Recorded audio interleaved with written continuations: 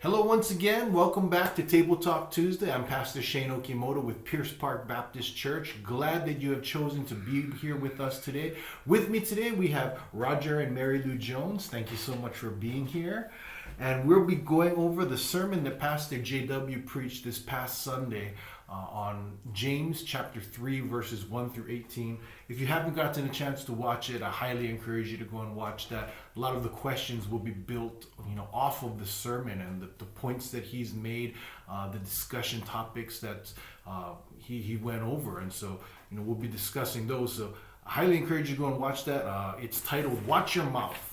And very apt. We're just kind of talking about that, and I asked Marilu, who grew up in the Philippines. It's like, is there an equivalent? And she's like, yeah, her mom would just kind of. Every culture has that because it's something that is not just a U.S. problem. It's not just a problem that they had in the first century, but it's one that we always have. We even have sayings that tell us about that. It's like, we open our mouth and we insert our foot. And so, there's so many different times we recognize that, our words can be very damaging and very harmful. James talks about that, talks about how the tongue is like, a fire that just sets ablaze and goes crazy. It's like the rudder on a ship. Even though it's something very small compared to the size of the ship, it can steer the entire ship. And so you look at that, and we often don't think about our words as properly and as weightily as we should, because there are times where we think about, it's like, I say something and maybe it hurts someone and I don't even realize that, or I'll say something to someone and it impacts them in such a way that I really had no idea or intention. I find out maybe years down the line. And so our words have power. And so, you think about that and, what's one phrase, quote, or piece of advice that someone said to you that you still remember today? That's the thing. I don't remember anything that I could come up with. Really? And that, yeah. To me, it's watch what you say. My mom always says that. Be careful what you say. Watch what you say. Watch your mouth. So, yeah.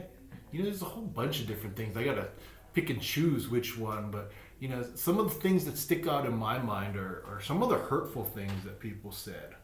And I don't even know if they meant it in that way. Some of them I think they did, but the hurtful comments, it's like, those kind of really stuck with me. There's also different pieces of advice that people have given, different quotes.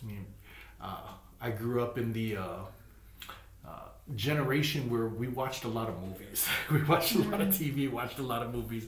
I was talking with my friend about that. And so we know lots of quotes from movies. And so, those kind of stick with us. And, I don't really pull them out of the air, but it's like just without context. But if it fits, then it's like, we'll use that. One that, just pops into mind now is from Spider-Man. And it's with great power comes great responsibility. It's true. yeah. True. True. And so there's a lot of truth to these different words, and but whether it be something that sticks with us in a negative way or something that sticks with us in a positive way, hopefully we remember those positive ones also, not just the negative ones. My problem is I don't really think before I say anything. That's why growing up, my mom always says you gotta think first before you open your mouth, because I just open my mouth and sometimes it's not good. I get it. Yeah. When I see something, it's like boom right away. So you don't have to worry about what she's thinking. You know exactly what she's thinking. Good or bad. Yeah, and so that was one of the applications that Pastor JW, the next steps that he talked about is think before you speak. Just taking that time. And I remember him as he was preaching, he said, she tries to make that effort to really not just instantly react, but think about, what am I going to say?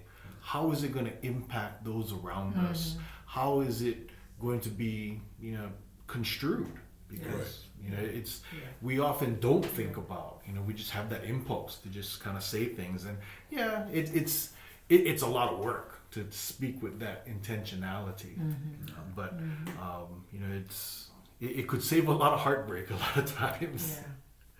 And so, James talks about all these different things. And one of the first things that he talks about in this section is he gives a warning to those who want to be teachers. And he basically says, not all of you should desire to be teachers. Right. Why do you think James gives that warning? Should we want more teachers in our church? Well, but it says in the Bible that the teachers, pastors, elders will be held at a higher standard than the common person. And so there again, they have to be careful of what they say and what they teach, because one day they will be judged for it. And you? Well, that's why it's so hard, because I remember I taught in college before, and you've got to be really careful, and even on not what you say, but even on your reaction, or when you ask a question and somebody says something that is not true or is not right, sometimes you react like, "Are you dumb?" or something like that, So sometimes you just really, even just not what you say, even the reaction that you give to a person when they say something.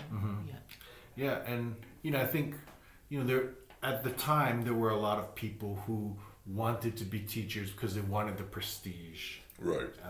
And that's never the reason why we should be a teacher. We'll desire to be a teacher, desire to be an instructor, a pastor, whatever it may be. But it's not about thinking that you're better than others. Right. And it does take training to hear a wrong answer and not have your face even look like, what are you saying? I remember when I was in graduate school, when I was in seminary, I wasn't the teacher of the Sunday school class, which was absolutely fine.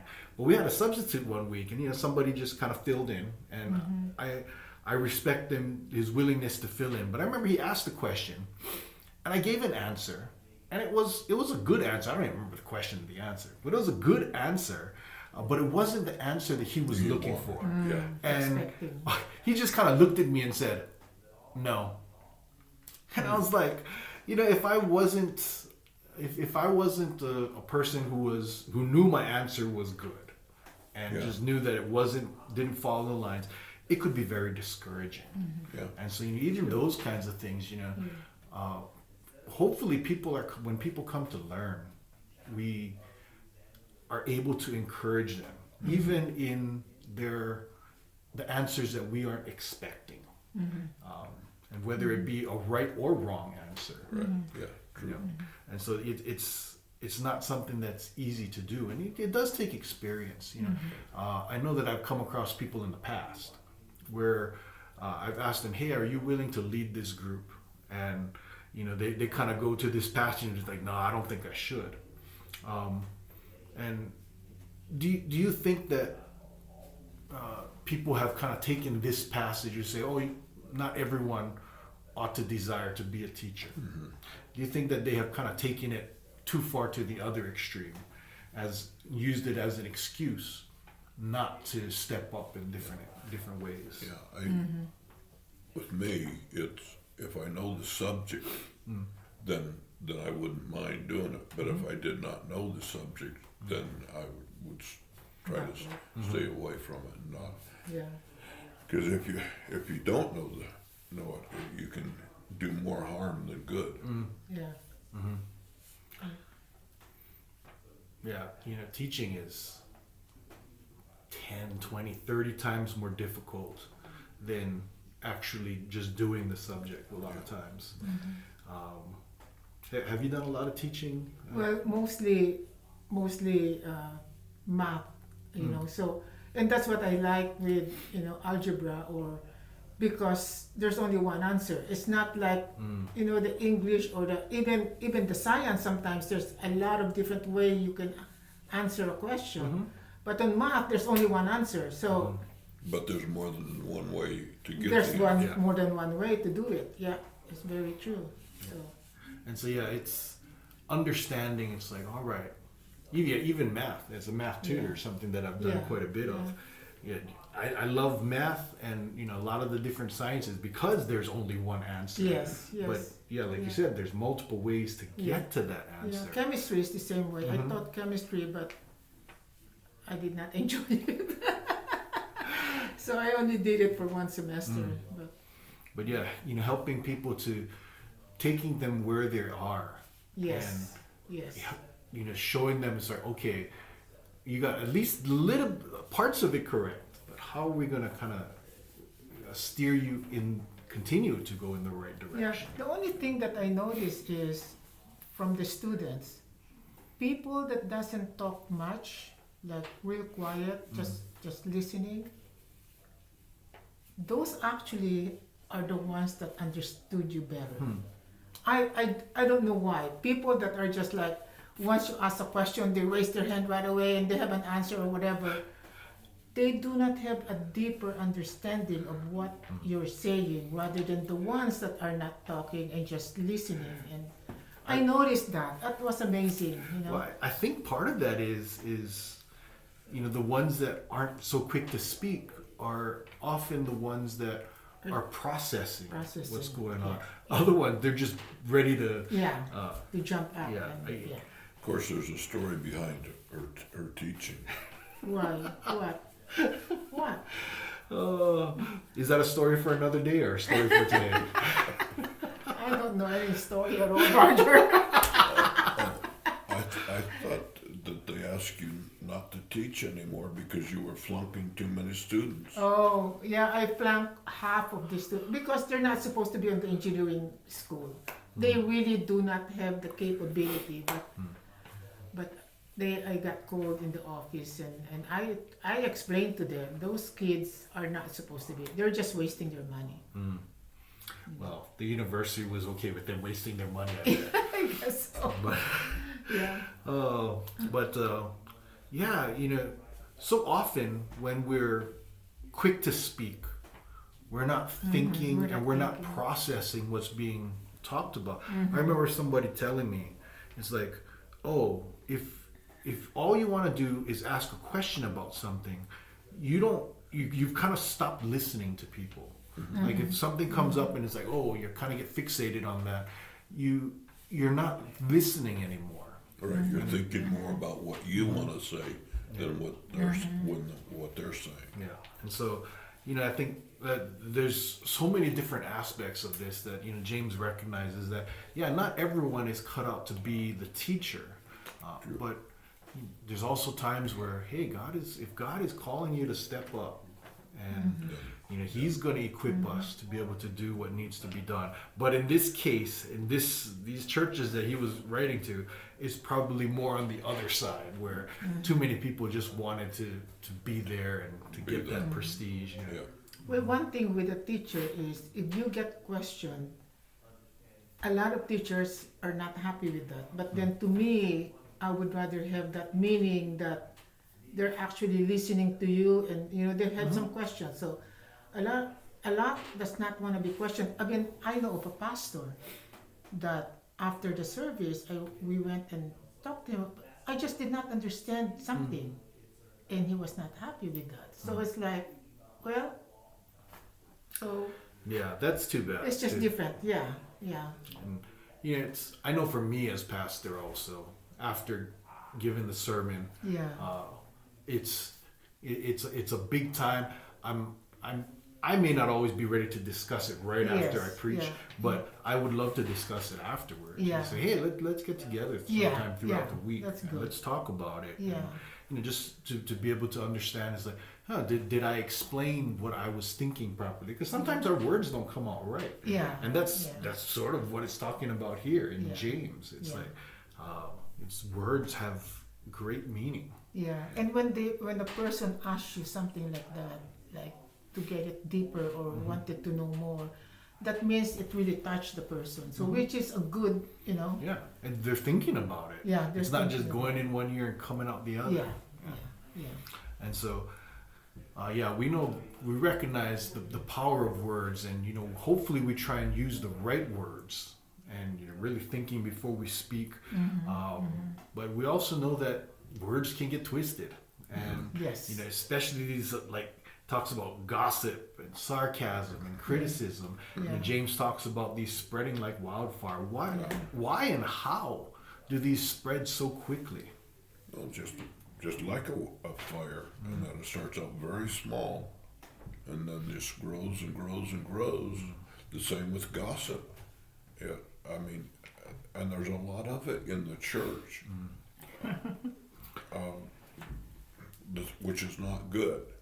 And because if you can't uplift somebody, then don't as far as I'm concerned, don't say anything. Yeah. But it's very true, Roger, from our experience, from our neighborhood. You're wiggling the table. Oh, I'm sorry. From our neighborhood, sometimes there's people that sometimes they don't think before they say anything, and whatever they say hurts somebody. Because I've seen that happen. So. Yeah, and I think so often we are drawn to the sensational things like gossip. Yeah. And so it's like, oh, I heard this, I need to tell somebody else. Where really it should be, hey, do we know if this is true? Then we should just kind of stop it. But you always have to think that your mouth is connected to your heart. So whatever your mouth says, your heart is part of that. So it's just, and then if you're professing that you're a Christian, that is a big thing. Yeah, that's the passage is talking about. Yeah. It comes ultimately to who we are inside. Who we are, yeah. It talks about, can a saltwater spring produce fresh water? Yeah. No, Yeah. it can't. Yeah. Can a fig tree produce olives? No. Yeah. No. Yeah. It's like it's a very matter of hard. what's inside. Yeah. And so, controlling our tongue, I think it's connected with that. Yeah. Because it's our heart, and it naturally pours out what's inside of our heart. But why also is it so difficult to control the tongue?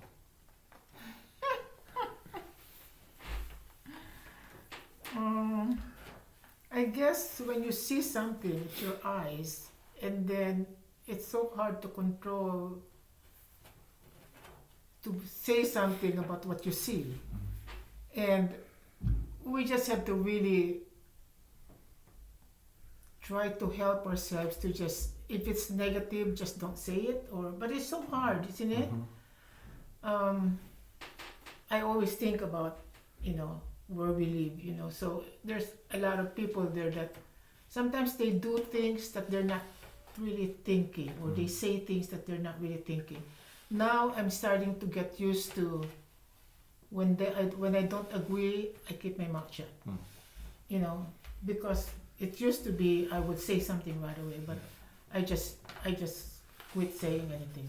I think that's a big part of it also. It's like we say something because we think that the world and everything is supposed to be our way. Our way, yeah. And so if we see something outside of Yeah. our way, we want to try and conform that to our way. And we think that we know better than other people. And I think that has something to do with teaching before. So when you hear something, it's like you say it right away because I know more than you do. So you've got to really change that way of thinking. And it seems like if we hear something about a person, that we want to tell somebody else right away, and that, Gossip. and that we are not supposed to be doing. Yeah. And so you have to watch yourself and Yeah. be careful in not doing that. Yeah. Yeah. Yeah, and there are people that we tell different things to and share different things with, but hopefully we're not doing it with the intention of just gossiping. Yeah, Right. or hurting Because, somebody. yeah. Because if you're not uplifting them, Yeah, and that's often the things that we talk about, are the negative things, and about people. And when are you most tempted to speak negatively about someone else? If I'm disappointed at that person, or if I'm not happy that time, maybe we did not get up good enough, and I'm disappointed, and then all of a sudden I saw this person said something, then I'll say something not good. And also, so if they're not thinking or acting the way that we think they should, then not, especially it seems like political stuff now. I know. Nowadays. I know. I try not to talk about it anymore. If you're not on my political spectrum, then something wrong with you. When they're acting outside of what we thought is what we expect, what we want. And maybe, I don't know, part of it might be to shame them. And to try and get them to conform to our way. And even a neighbor. Sometimes if you don't like your neighbor, your tendency is, even if they were trying to talk to you, your tendency is to ignore them, or to not really be nice to them when you answer back, isn't it? So there's a lot of stuff like that where And if you don't like someone, I think that's, no matter what they do, all those little things are going to stick out to you. Yes. And so it's also a matter of what view do we have on these different people. And I think, I know for me, my reaction at times is like, oh, well, even if someone says something that, a person that I disagree with, I really don't like, if they say something positive, I don't want to acknowledge that. And so I think our preconceived notions really go into it as well. Politics. I hear people say things, I was like, oh my goodness, what are they thinking? But if they say something that actually has some value, it's like, I don't want to hear it sometimes. But I'm quick to jump on those negative things. So I think it comes down to like, well, what are our preconceived notions at times? What are, are we speaking negatively about someone because we just don't like them? True. And so that's an unhealthy speech pattern that we can fall into. But what other kinds of unhealthy speech patterns do Christians sometimes excuse or overlook in themselves or maybe those around them?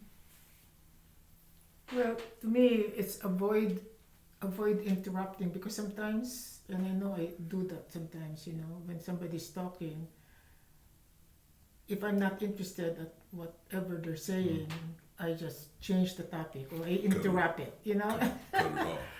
It's sort of like I'm trying to turn them off, which is not good. So I'm trying not to do that anymore. So I guess I have to practice listening rather than opening my mouth. So interrupting and just trying to avoid different things. Last Saturday on the breakfast, I tried to do that. And I was able to get out of there okay without any problem. That's why I went to the men's breakfast. That's why we go to men's breakfast,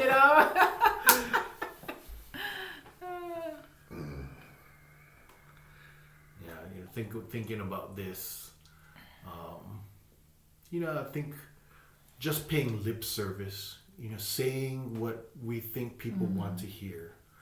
I think that's an unhealthy pattern that Christians can often fall into as well, especially around other Christians. They'll know the words and the phrases that they're supposed to use, but then they'll go and they'll be 15 minutes after church ends, they're back to their the old ways. Swearing or whatever it may be, saying crude things, and so getting mad at the other driver. That was Rodger's problem. That's not a problem. Those drivers shouldn't be on the road. That's why when I was telling you at the Bible study, it's like, I'm so glad I was able to make it on Rodger's driving. Oh, but his driving's not the problem. It's everyone else's driving. I know how that is. know, but we think about the importance of words, and we've been talking a lot about the negative aspect of words. But we also know that words can have a very positive effect. True. And so, how can we use our words to bring healing instead of hurt? Oh, when we're talking to somebody, try to go on the positive instead of the negative. I mean, like I said, somebody's got a splinter in their eye, but I got a plank in mine. That type of thing. But that's where I have a problem of concentrating on the positive instead of the negative. Yeah. You ever talk to someone and almost everything that they say is negative? Negative. Sometimes, We have somebody like that. Yeah, and after a while, I just don't want to be around that person. Yeah. And so, what can we do in like maybe that kind of specific situation? Yeah, which is not good, because Jesus was not around the goody people. He was around the ones that were sinning more than anything. So we should make ourselves more like Jesus in that, but yet watch our words and what we're saying, and consider the positive. And you? Well, I'm just thinking of another person that comes to our house all the time before. And That's got bad words. yeah. It's like every other word that he says, I try to change the topic or just concentrate on the dog, or so that it will change his, being funny, or so that it will change his tone of whatever he's saying. So Yeah, and you try and redirect the conversation in a more positive manner. And hopefully that's even one way to bring healing to that conversation, maybe to that person. We know that we can't change people. No, you can't. But if we can set an example that is True. that is. But better if you for give them to the follow. treat to his dog, he's happy. So that I always do that. Here's a treat for the dog. Yeah, and so just our actions and our words can we bring positive into the world. And it's so easy to focus on the negative, and it takes so much effort to highlight the positive, which is so unfortunate. But I hate watching the news for the most part, because so much of the news is all negative. And so I always appreciate when there's positive things in the news. But it's not easy, but it's something that goes back to what we started talking about at the very beginning: is thinking before we speak. What are we just gonna throw out that initial anger, that initial reaction of disgust, or are we gonna say, okay, I'm gonna take a little bit of time with this? How can I form this in a way that is constructive and positive, rather than destructive and negative? Because it's easy to destroy things, but it's not easy to build things up.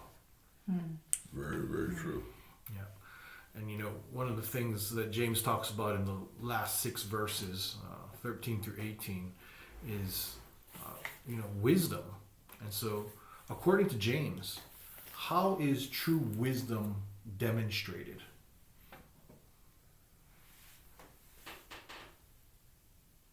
Is that the verse 13? Who is wise and understanding among you? Let me show. Yeah, go ahead and read that. Verse 13. Who is wise and understanding among you? Let him show by good conduct that his works are done in the meekness of wisdom. But if you have bitter envy and self-seeking in your hearts, do not boast and lie against the truth. Yeah, so what does that mean? How do we display true wisdom in our lives, according to that verse? I guess earthly wisdom. I guess if you have selfish ambition, you tend to get to that negative side. You know, you'll be arrogant, you'll be jealous of whatever you're seeing, and then that versus a godly wisdom, which is righteousness and being humane to other people, having peace, knowing the spiritual truth, and so that's the difference between the two, isn't it? Yeah, I think that's a good explanation of things. Yeah. And you know, hear in that also, it talks about our actions. Wisdom is not just about platitudes and quoting movies or quoting things that we've heard from the past, but do our actions fall in line with that? And that's a big thing all throughout the book of James. Yeah, and I think the number one problem on our human behavior is the envy. I mean, that really is a big thing. And I've seen it on myself. I've seen it on other people also, that if you're better than them, or that person is better than you usually do not interact better with that person because you know, oh, she's better than me, or she, isn't it? Yeah, you don't want to feel inferior. Yeah, that's the problem. Yeah. And so, yeah, you know, it's the wisdom to see past our sin nature and our just emotions. Yeah. To say, all right, no, I need to get past that. God, help me to get past that. And you know, the second next step that Pastor JW had was ask God to shape our heart so that our words reflect Him. Yeah. And so, you know, we can't get over these things on our own, but God can. He can reshape our heart. I see you looking at a verse. Which 17. one? Yeah, go ahead. Can you read that? But the wisdom that is from above is first pure, then peaceable, gentle, willing to yield, full of mercy and good fruits, without partiality and without hypocrisy. That is so nice, isn't it? No, because it's too hard. It's not easy. You know, all those different things. Hypocrisy. Just that last one that you talked about. Yeah. That's a tough one. Yeah. But there again, in there, it talks about you've got to take and have fruit. That fruitfulness. Yeah, if you don't have fruit, then you're not doing what you should be doing. Yeah, and so that wisdom is going to produce in us a change. And so, are we wise enough to look to God and say, "Hey, I need you," because that's where I believe Proverbs talks about that. I mean, true wisdom begins with the knowledge of God. A lot of these are just paraphrases.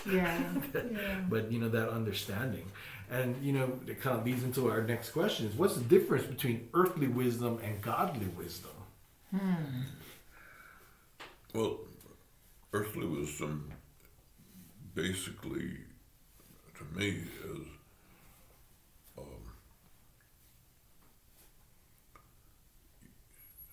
don't want to say it, that it's more greed type thing. It's on you're thinking more of yourself being than selfish. others. Being selfish. Yeah. Okay. Yeah, I definitely see that. Jealousy, that's another one. That's earthly. Yeah. It's about, well, how can I advance myself? Yes. And being arrogant also, that I'm better than you. You know, you're not good enough for you know. And that's an area that I need to work on. You're agreeing?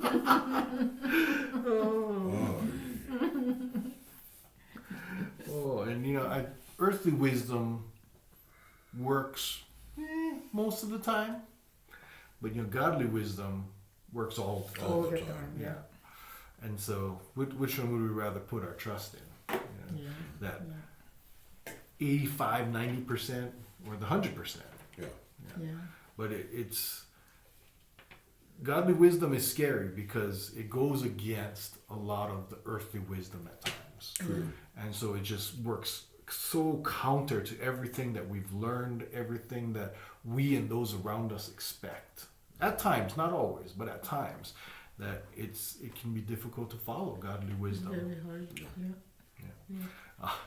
In Proverbs also, it talks about, wisdom sits quietly and waits there, while folly is out there just, yelling everything, trying to get your attention, trying to get you to follow her way. And so, it's that makes it difficult, because earthly wisdom is just so much louder in this world. What's the hardest godly wisdom that you think we experience? The hardest? The hardest. Oh. For me, it would be the idea of not worrying. Not worrying. Yeah. And, knowing that he's going to take care of all of my needs. All your needs. But So do not worry. I that's think peace, that's the hardest one. That's for peace. me. That's peacefulness, isn't it? Not worrying. Having that peace in the midst of, the times where we struggle, the times where, the world would be like, we don't know. You're supposed to freak out about this. Yeah. And so I think do not worry might be one of the most difficult ones for me when it comes to godly wisdom. Yeah, I know somebody else that has that problem. Ooh. You? You always look at me, Rodger. You're always like, I cannot do anything right for you anymore, No. No, I think it's natural in our human state to worry about things but God tells us not to worry, and so when I get to the other side, I'm like, all worry did was ruin my day or days, but because God had a plan. So it's following that godly wisdom goes against what the world expects. Yeah. Well, to me, the hardest one is, and I'm working on it until now, is humility. Because sometimes there's a lot of people there that, when I said a lot of people on our group or neighborhood or whatever, they really feel that some of them, not all of them, they know more than you, and sometimes they just smile and it's like, okay, so it's very hard. And so the humbleness to me is very hard, and I'm still working on it. Yeah. And so it's basically pick your poison when it comes to me, because that's something I struggle with as well. So there's a lot of different ones that I could have picked from. But especially if you know that they're wrong.